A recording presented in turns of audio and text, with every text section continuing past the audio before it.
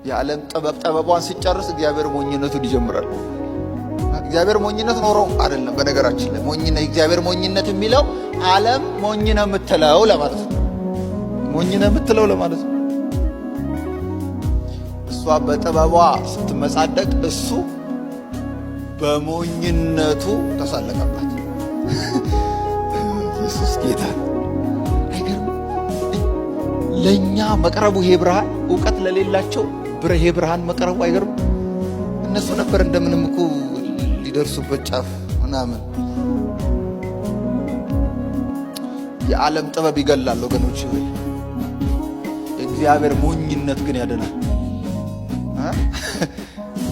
ዓለም በጥበቧ ሰውን ስትገድል፣ እግዚአብሔር በሞኝነቱ ሰው ያድናል። በስብከት ሞኝነት የሚያምኑ ሰዎችን ለማዳን የእግዚአብሔር በጎ ፈቃዱ ነው። ምን ታደርገው? ምን እናርገው?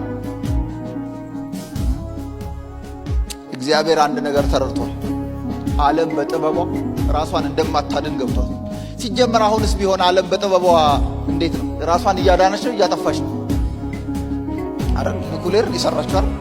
ማንን ለማጥፋት የፈነዳ ቀን በቃ ራሷን ታጠፋ። ስለዚህ ዓለም ሆይ አለ እግዚአብሔር በጥበብሽ ራስሽን ልታጠፊ